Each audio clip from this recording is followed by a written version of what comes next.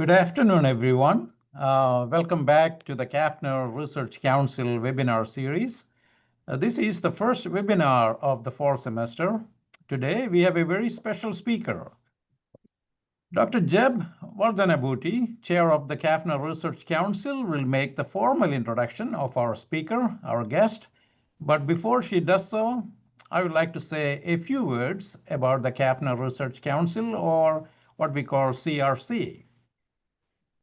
As you may recall, we formalized CRC about 6 years ago as an advisory council that would provide advice to my office, that is, the CAFNR Office of Research. We do have faculty from every division represented on the council. We also have staff, graduate students, and postdocs representation. This webinar is an example of some of the activities of the council in addition to providing advice to me and my office. The council also organizes the annual CAFNR Research Symposium in the fall. We just held a highly successful research symposium just about 2 weeks ago. They also help make decisions regarding several research-related awards in CAFNR and funding opportunities from my office, like the Joy of Discovery Seed Grant Program, or the Matching Equipment Grant Program, or several other programs like that. When they make important decisions in my office, they are representing you. In other words, CRC plays an important role in shared governance in our college. And today, CRC is bringing another timely topic and a great speaker to you through the webinar. We will have a Q&A session in the end, but you don't need to wait till then to ask your questions. You can always post your questions in the Q&A box anytime. Dr. Jeb will be moderating the Q&A session in the end. So, without further ado, Jeb, the floor is yours. Thank you, Dr. Joes. Good afternoon, everyone, and welcome to today's webinar. And we are very pleased today to have with us Dr. Syed Barizuddin, who will be presenting on fueling university research and inventions through alternative funding pathways. So before we begin, I would like to take a moment to introduce our speaker. Dr. Syed Barizuddin is Vice President and COO of the Missouri Innovation Center, where he advances university research and startup commercialization. With a background in research, innovation, and entrepreneurship, he has secured SBIR, STTR, and federal grants from NSF, USDA, NIH, DOD, and EPA. He now focuses on harnessing non-research funding opportunities for faculty, researchers, and university entrepreneurs. Before I hand it over to Dr. Barizuddin, just a quick note, like Dr. Joes mentioned, just Q&A session, just please type in your question. And now, please join us in welcoming Dr. Barizuddin. Dr. Barizuddin, the floor is yours. Oh, thank you so much. Before I start, it is imperative that I thank Dean Daubert, who introduced me to Dr. Jose, the ATR of CAFNR, and Dr. Jose was kind enough to give his precious time, meet with me, and basically let me present of what we do, what we offer on campus. And from that discussion comes today's presentation. And of course, Dr. Vardhanabhuti is leading that. And thank you so much for that very kind presentation, Dr. Vardhanabhuti.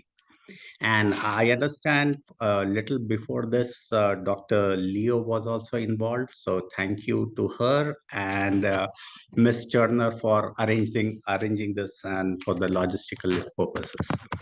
So now I'll just try to share my screen.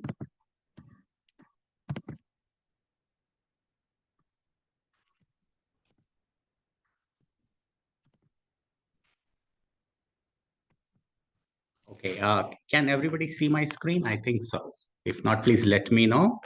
So before we kind of dive deep into what I'm trying to say, the main focus of today's webinar will not be to kind of give a lecture, but to introduce to you to what we at the Missouri Innovation Center do, how we collaborate with the campus, the professors, the researchers, and what services we bring to the table and how we can assist you with this. So just to let you know, we are located on 1601 South Providence, which is basically the other side of MER, if you look from the Providence side. So we are pretty close to campus, not too far away at all. And you see my email in there as well, but you will have contact details at the in the last slide as well. So now let's begin.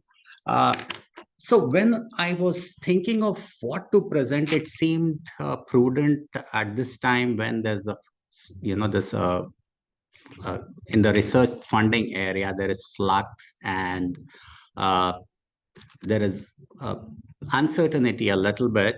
So what are the alternate sources of funding? And a couple of weeks back, I was trying to think what to put it on my slides, and then suddenly I happened to come across this LinkedIn post from Dr. Jose. And of course, it was about researchers enhancing soybean taste to win over consumers. And this was so amazing. I mean, without probably thinking on the business side, what Dr. Jose was describing here was that the MU CAFNR scientists have developed a soya bean, which is tasty, I guess, more than the others. It has more health benefits and it has a wider audience. So for somebody like me who's looking at technologies and research and thinking what to do with it, he's basically defining the value proposition here by saying you are improving the flavor of your produce. He's defining the health conscious customer. So that is the second part of the business thing that every startup needs to know. And then he's talking about wider audience. So he's talking about the market, right? So he's basically saying that we have amazing product which customers are going to use because of the health benefits of it, and there is a big market to it. And I'm like, voila, I mean, I'm going to basically take this and run with it and put some slides together. So in this presentation, we will not talk about the research funding because you all are amazingly aware of it. You have been probably doing it for years, decades, but we'll try to see alternate funding, which is non-research. So that for some reason is called commercialization funding. I don't agree particularly with that premise because in commercialization, you're not doing anything extra. It's basically the research, you're taking it to a conclusive end where somebody is willing to pay you money for it. So nothing changes. It still remains research, but somebody is willing to cough out some price for it in some manner. Okay. So with that in mind, that there are two pockets of money. One is the research and one is the non-research. Okay. With that, we'll move ahead. So research funding, as I said, we all know every tenure professor, every tenure track professor, and every researcher knows about this funding. And probably everybody has received this funding from federal agencies.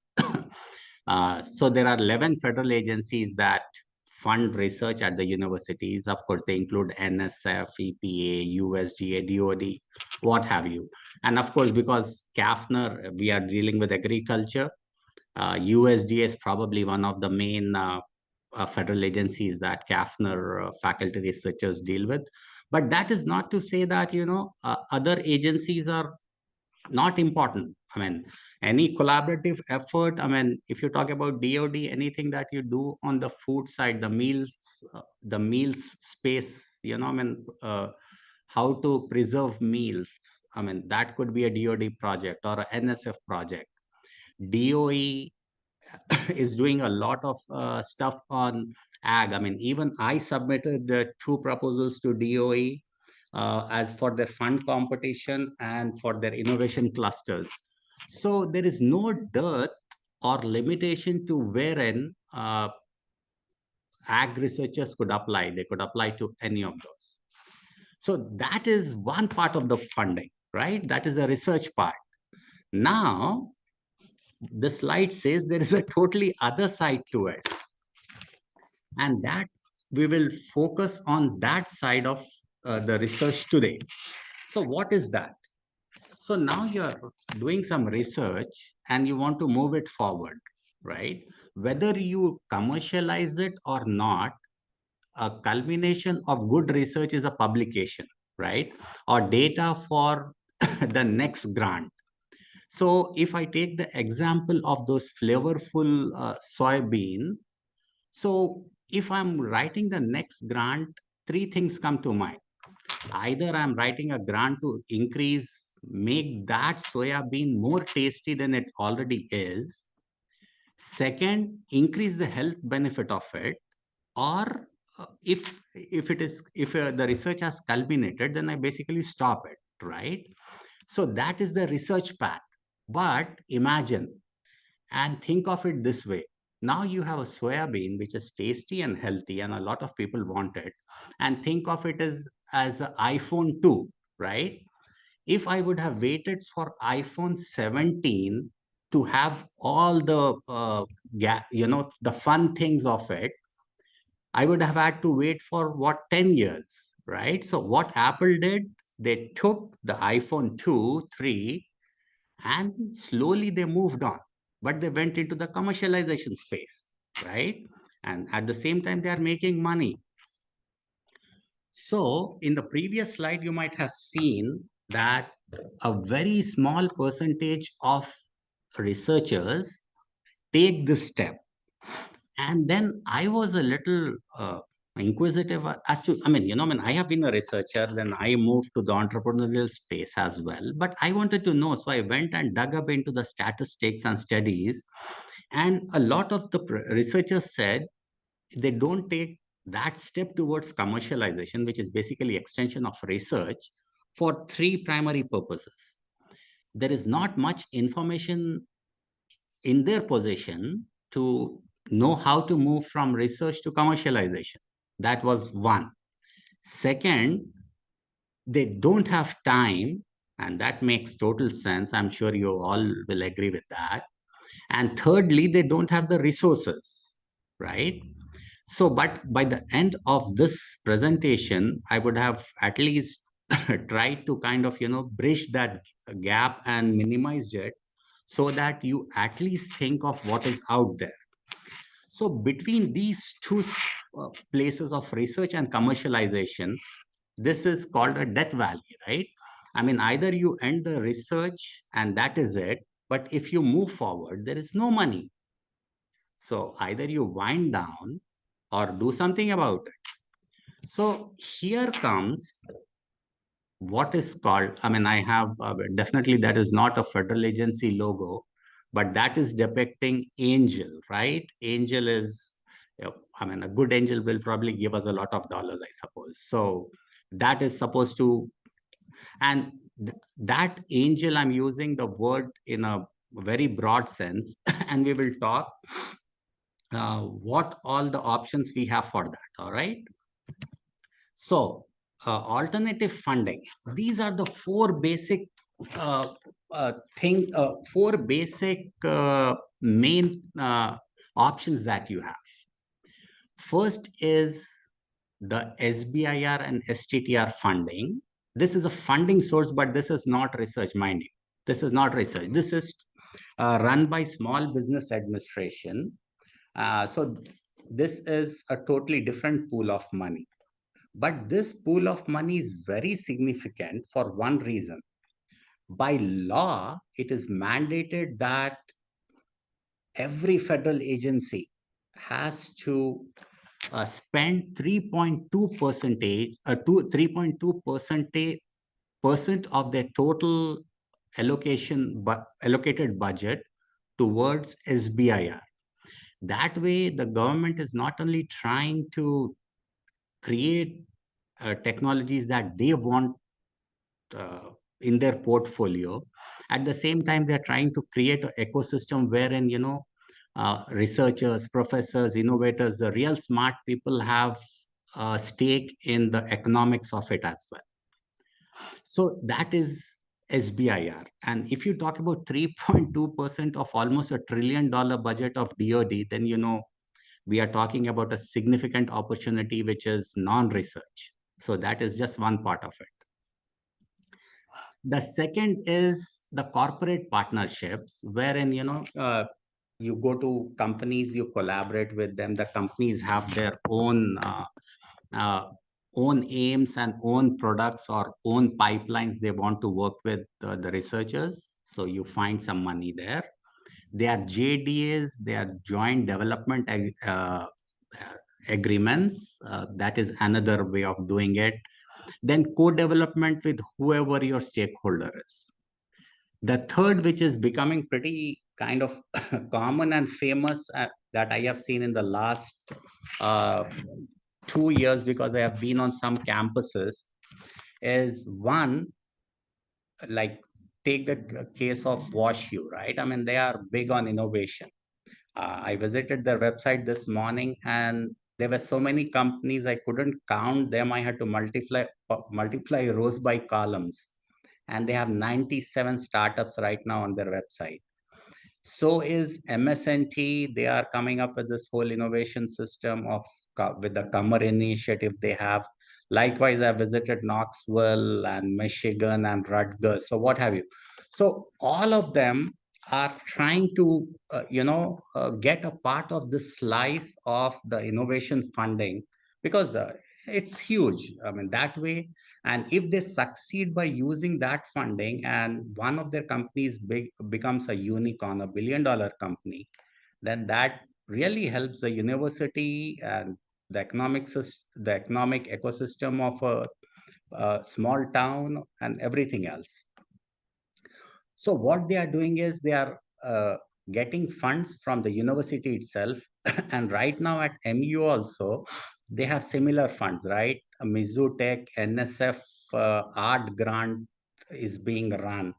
And they are giving this small pool of money for researchers to take that step from research to commercialization and to basically, give the finishing touches to whatever they are researching and make it into a product. So that is one. And some institutions are coming up with venture studios, say like a foundation. CAFNR also has a foundation. So University of Tennessee, Knoxville has a foundation wherein they run all their innovation through that foundation. And probably they give small amount of money, 50,000, 100,000, what have you, to the researchers to kind of de-risk. They call the de-risking their technology. That is a fancy business jargon for basically saying, take your research, put some good touches to it that it becomes palatable for an angel investor or private funding. That is what that means. And then the third is philanthropic. This is also a pool of money that researchers can get, but philanthropy is a little difficult because there are a lot of people going after these people, so it will be competitive, but it is nevertheless it is still out there. And then the market linked capital, which is angel, venture studio, and revenue based funding. So we will today focus a bit on the SBIR and the angel investors. The others are there for you, and of course we can always, as I said, this presentation is just introductory thing, and you and MIC can engage as much as you want to find out and go in details of everything. So as I said, what is SBIR? So basically SBIR, Small Business Research and Innovation Grants. and they are sponsored by the federal government to encourage small companies. So the difference between the research and the SBIR grants is that for research grants, you have a different process to follow, right? I mean, there is a RFP comes out. For SBIR also, the RFP comes out. But when you submit the research grant, it goes through the university. That is the main difference between small business and and research grants. So that is where you have to have a separate entity of your own, which is very easy to incorporate. We'll come to that. But the submission process and how you do it is different. That is the only difference between you submit it the same way, you write the project narrative the same way, you make the budget the same way. Just the designation and the websites that you submit to are different. That is it. So, of course, as I alluded to earlier, this is the idea of the federal government is to create, high-tech companies which have very good market potential, and mostly to encourage the cutting-edge research that comes out of the universities towards being commercial products. And the federal government is doing this through all their agencies. So there are two types of SBIR grants, two types of small business grants, SBIR and STTR. So it is basically the same. The nuances lies in, how much ownership can the university have or the researchers have, and that kind of stuff. We'll not get into the details of it, but it is not complicated. Believe me, I have started 4 companies. It is not complicated. It can be done very easily. But again, the bottom line is it is important to know 11 federal agencies do this. There is about $4 billion out there to take a slice from, and it is open to everybody. So those are the takeaways that we have to kind of just keep in mind today. And of course, I have a slide later. It tells you the difference between the different types of fundings. But because we are CAFNR, I had written down that US, the agriculture SBIR goes through USD and NIFA. If you are directly applying for a small business grant, that goes through US and NIFA. And it has 2 phases, the phase 1 and the phase 2. So the phase 1 for the USD NIFA is 175K. It is for 6 to 9 months. And then the phase 2 is 600K. So if you get, and people who get selected for phase 2 are the only, people who can apply to phase 2 are the only ones who have been selected for phase 1. So here we are talking about $700,000 in 2 phases combined. So that is a lot of money. However you try to cut it, right? NSF grants that I have seen are probably 350K, 500K. NIH has big grants because it is a little complicated pathway towards therapeutic or diagnostics. But even USD has this. So if CAFNR researchers want to pursue the USDA submission route, then NIFA is the place. But of course, you can go to any of the other federal agencies' websites, look at their topics, and of course, we can help you if you come to us to, we can guide you step by step on how to choose a topic and all the way to submission and beyond. So these grants are, again, to bring the research from the universities to the market. So there are eligibility requirements. As I said, you have to start or you have to incorporate a company, again, which is not very difficult. It takes about $50 and probably 30 minutes of your time. you go to the Secretary of State office and you choose a name of your company and you choose a type of company. It could be a limited liability company, a S Corp, S Corp, or a C Corp. I mean, uh, those are, I mean, we can discuss that later. But incorporating a company is very easy. And then there are a few steps. I'm sure all of you have login.gov now. So for research purposes, I'm sure you're using that. In addition to that, for small business purposes, you have to go to sam.gov, grants.gov, and a few other websites and create your accounts, as you would do it in Fastlane, which is login.gov now, or NIH website, or research.gov. The process is the same. So any entity, and which will be 99.99% of all of us researchers who wants to start a company, we will have fewer than 500 employees. So that is no problem at all.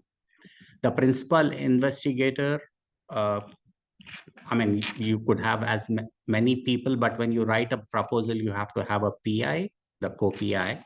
The co-PI in many cases could be your professor from the university.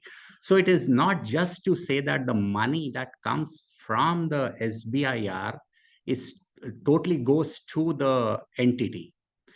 The requirement is only 51% of the employment of the PI, and maximum share has to go to the entity, depending on whether if it is a SBI or STTR. So those are just the logistical things that a PI needs to think about, and that's it. I mean, it's not complicated. The notion of commercialization has to be demystified to some extent, and yeah, I think demystified and made easy.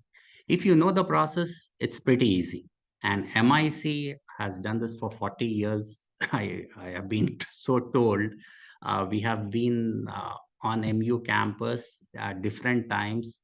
I heard our office was also in the at Sinclair Farms. Well, I didn't see that.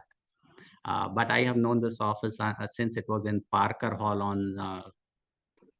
on street 6th Street. So we have done a little bit of this stuff for some time. So I'm sure we'll be able to guide you responsibly. So again, different agencies have different funding amounts for phase 1 and phase 2s. And of course, after the federal agency has invested about $1 million of taxpayers funded money into your entity, they hope your product is good enough to meet the test of the market and make its own money. So phase 3 is basically the commercialization, wherein you are using all the resources of the federal government and you are making a product, de-risking it enough that regular folks in the market will be ready to fund you towards commercialization. Again, the application process, I said, we can kind of deal with this at a later time. It is very simple. If you have the logins in place, you have your documents in place, and you know the deadlines, your budget is in place, your support letters are in place, you just log in as any other research proposal and submit it.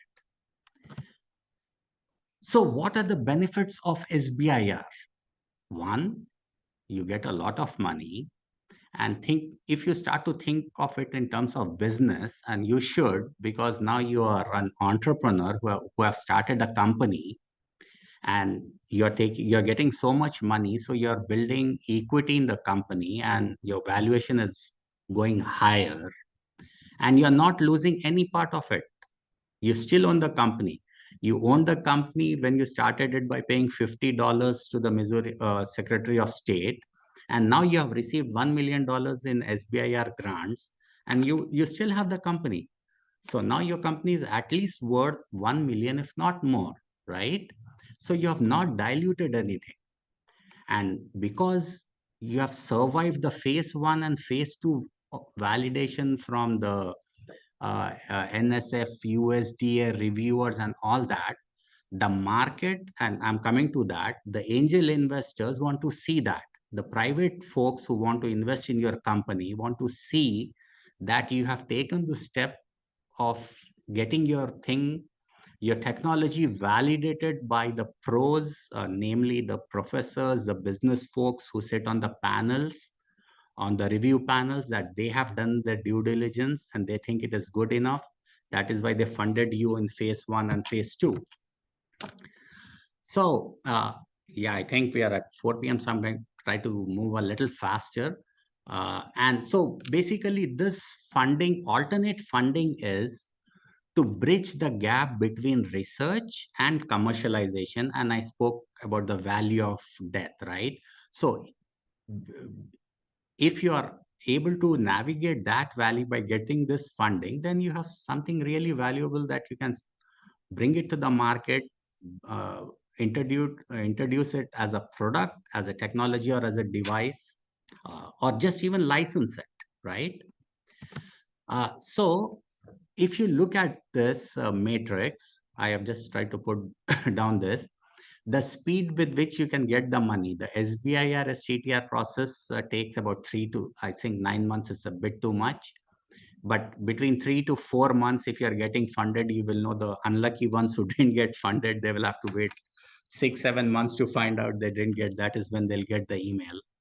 And you can get a check, uh, including both phases or however you cut it, from 150K to 2 million. So that is a lot of money.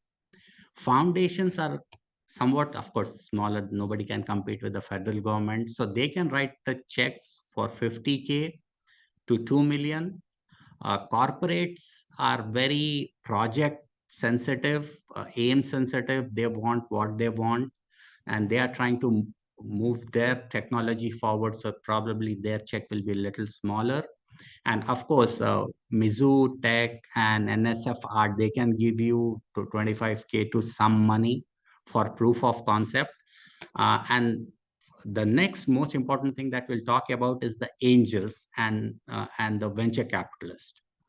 There are not too many venture capitalists in Colombia, but definitely we have an angel institution in here, and we'll focus on that. That is not to say that we don't have contacts. With syndication, we can even get venture money by syndicating the deal between Colombia, Missouri, Kansas City. Okay, before I go to that, there's another thing, the state, right? We have talked about the federal SBIR. State, Department of Economic Development created something called Missouri Technology Corporation, and they give state grants. So state grants specifically for technologies that want to be commercialized, they have what is called an idea grant.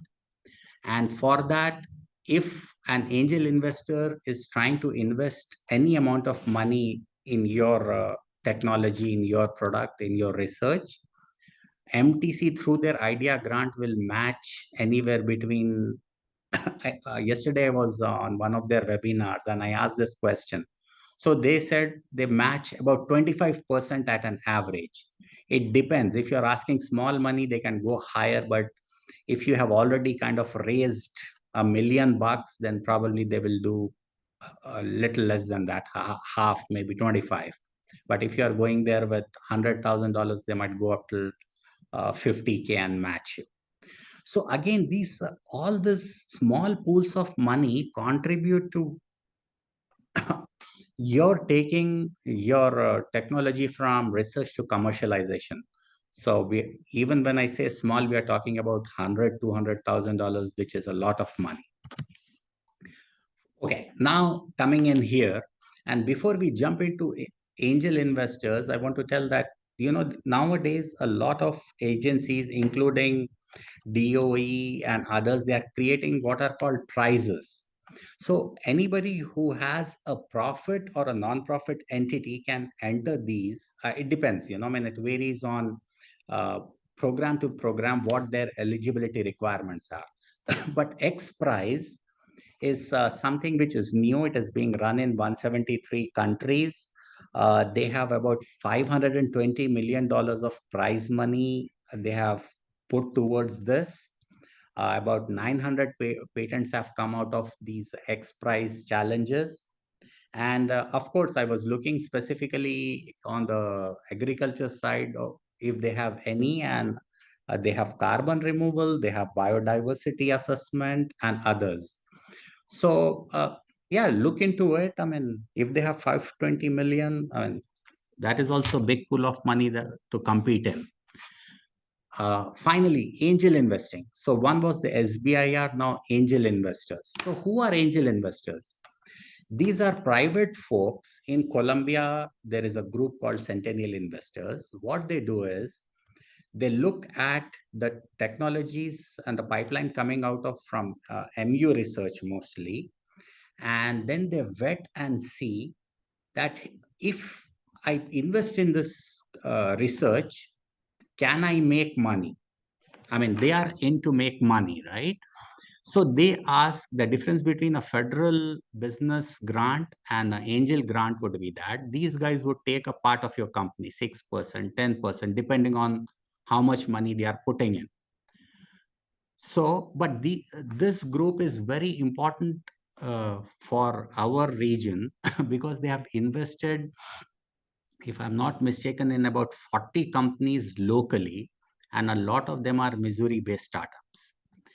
Probably a lot of people in CAFNR know elemental enzymes, right? We'll come to that. I have a slide for that. But just to tell you, all these big companies who are hitting almost valuation of $1 billion mark, they did two things. One, they took the initiative to do something entrepreneurial. And second, they had the support. I mean, they started in Colombia. It's not like they came from Silicon Valley or Massachusetts. So they started here, they have grown here, now they are expanding. And sometimes they have to move to bigger cities when they are expanding. So, and I talked a little bit about Venture Studio, wherein, Mizzou Tech and other entities on campus, even, I don't know if CAFNR has that, CAFNR Foundation has that process in which they fund for translation, but that is the thing. So angel investing is very important as well. We can meet and talk about it one-on-one, whoever is interested in knowing more about it. So I have talked about all this. So where does the Missouri Innovation Center, come in? So if you look at the slide, we have already talked about lab research, federal research funding, and the research commercialization. MIC is that bridge. We have the knowledge and expertise to guide you through this process. Okay, we can help you with the space. If you start a company, we have spaces.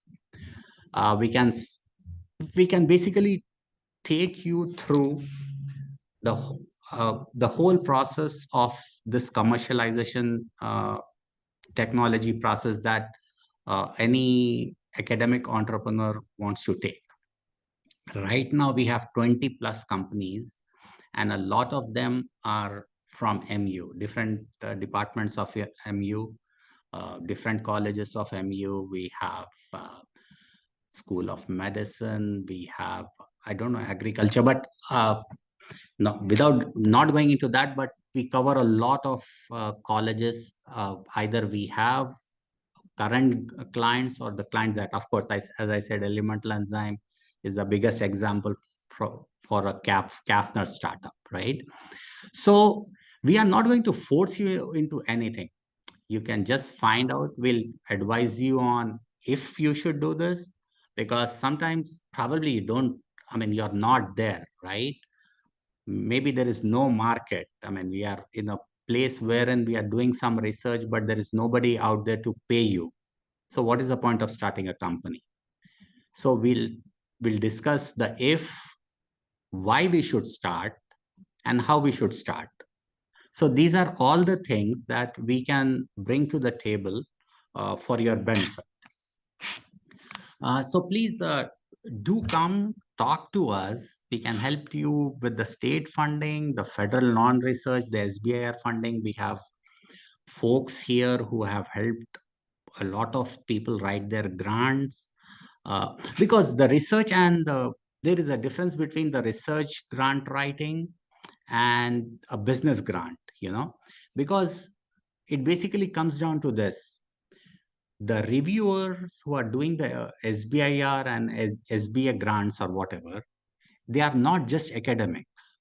They are business people as well. They are previous founders. They are MBAs. Some have nothing to do with academia at all. When they are reading a proposal, they are like, okay, they are doing this. Will this be successful? How big is the market they are targeting? How much money will they make? And do they have any prospects of success? So that is very different from a academic reviewer who is looking at the aims of academic proposal of, they're using this protocol to learn about bacteria. Can they harvest it, right? So it is very different. So the chances of a research proposal written as a business proposal written as a research proposal is the chances of it getting funded are very less. So no matter how wonderful a academic is in writing a research proposal, they should definitely kind of look at the previous proposals and see what differences there are, and how to kind of tackle that issue of including the commercial and the business aspect in the proposal as well. Yeah, now we come to the good part of it, right? That was all the hard work in the previous slides that we, the entrepreneurs, the professors, the researchers, probably the university, the IP people, the tech people, all of them have contributed to the previous slides of somehow doing the research, protecting the IP, doing all the hard work for business, startup, and whatever. So these are a few examples that I would like to share, not in any particular order, but some are current clients, like ABK Biomedical is current client. They work in the radio pharma space. Elemental Enzymes, they started here.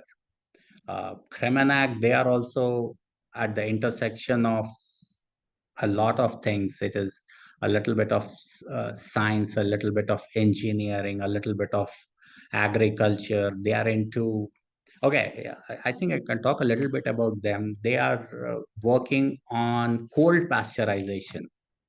So they basically take care of the bacteria without heating it. And they're, I think the beer industry, the liquid juice industry, or whatever, when you heat up or pasteurize the drink, it changes taste. So their value proposition is they can do cold pasteurization and basically take care of the bacteria, basically kill the bacteria and everything, and the taste still remains the same. So I just used Chat GPT, well, not to draw any of this, but just to see how much money they have raised, all of them put together. And it is a lot of money. A lot of them came from university backgrounds. They started their own companies, taking, I don't know in how many cases it is a university IP, but still they have raised hundreds of millions of dollars. And if like 5-10 companies, I think I typed only 6 companies to see what was publicly available fundraise. I'm sure they might have done privately, which is not accessible to us in the public domain. So they have raised a lot of money. So if 5-6 companies, successful or semi-successful or potentially successful companies, can raise that amount of money, it's wonderful, right? Imagine how many research grants it takes for a company to raise 13 to bring the pot to 30 million or 100 million or 78 million. That is a lot of money. So as I said, we are helping about 20 odd companies right here, right now. And every day we get some interest from some professor from some college. We meet them, we provide them our advice. If they want to join us, they are most welcome to. to avail our services, be our clients, and take our help. Finally, before we get into the Q&A, I was just, looking up specifically in the Missouri ag space, what's going on, right? So, and this is important to mention here. We use Quinton Mesbarger was our former CEO, and now we have Charles Bolton. He's the new CEO. He has taken over Quinton's position on October 1. And the very good thing is, he brings a lot of expertise from St. Louis in the agriculture space. So if you look at here, he has been a board chair, a board member, or what have you, of so many companies. So that is an additional, very substantial resource to have, I suppose. So if you look at it, New Leaf has raised $120 million. Pluton, I'm just randomly 16.5 million. So if your technology and if your research has potential, and you do it the right way, definitely there is chance for you to succeed. Well, it is as good as the research proposal, right? I mean, what, 5%, 8% of the research proposals get funded? I'm sure SBIR and the angel investing will be the same if you are raising money. It is basically about raising money, right? You raise it from a research designated pool, or you raise it from business commercialization designated pool. So it is a designation or in which bucket you are trying to take the money out of. The money is the same, but the process and the way to approach it and finally cash on it is different. So I hope I have, and of course, the mission and vision of MIC is to create world-class companies, make provide as much help as possible to the university researchers and help them commercialize their technology. For some odd reason, I always equate to some extent happiness with the photograph of a Ferrari. I think if people make a lot of money, and I'm sure a lot of people who make hundreds of millions, they like to have a Ferrari. So we don't promise you to get you a Ferrari, but we'll definitely take you on the road where you can get there. So, so yeah, I guess that concludes what the slides I had. And before I take your questions, it is just a final thing to say. Please contact us for informational purposes, for help purposes. We would love to talk to you. We'd love to invite you to MIC and see how it all pans out. So thank you so much. All right. Well, thank you very much, Dr. Barizuddin.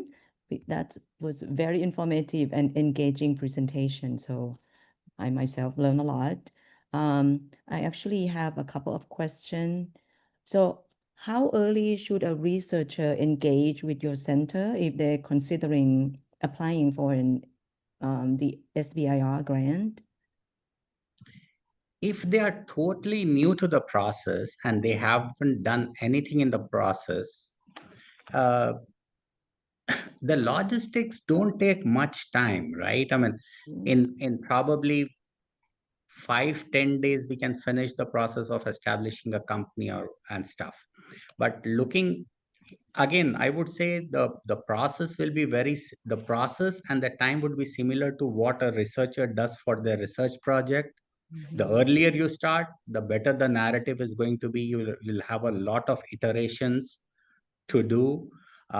You will have to not only think about the technical aims during that project, you will also have to do a bit of diligence on the market size, who your customer will be. So try to contact us as early as possible. Give, 6 months is a good time, I would think, Okay. to have a strong competitive proposal sent out to the agencies. Okay. All right. Thank you. And how do we find the angel investor? Are there resources, website or The anywhere? angel investors are right in here. We house Centennial investors in the MIC building. Okay. So this angel investor consortium was started again 40 years back. They have been here for a very long time. They are a bunch of very smart people. A lot of them are retired professors, retired doctors. When they are from the business community and what have you. So a lot of them are very close to the community. They are very interested in what happens in Colombia. They are uh, so it is not just money for them. It is the community aspect, the broader impacts, what matters to them. So these people come and put their resources together, and then of course there is a whole process of due diligence of when a, a researcher comes to them and presents their technology. Even before presenting their in person, they have a process wherein you submit and they kind of do due diligence and uh, basically see if they are interested in funding it, right? So if they are interested, they call you, and if all goes well, then in 3-4 months you have, well, not even in 3-4 months. I have seen they they are fund people in 15 days. I've seen that as well. So anywhere between 15 days to 3 months, depending on where we are in the process, and they can invest anywhere between 150 to $1 million. So uh, it is, the range is similar. If the technology has potential, then they will go out of their way to find money outside of the Colombian community as well, if it comes down to that. Okay. Well, thank you. And I think we have our last question here. Could you please share the links or websites of alternative funding sources like foundation, PRI, corporate SRA, university POC, and thank you from the audience. Yeah, I can do that. I can send it to you and you can share with the questioner. Definitely, yes. I Okay. can do that. All right. Well, thank you very much, Dr. Jose. All right. Well, we are coming to the end of our webinar, so let me also add my thanks to Dr. Barizuddin for an informative talk and for responding to our questions. And thanks to all of you for joining today's webinar. So see you next time. Thanks, everyone. Thank you. Thank you so much.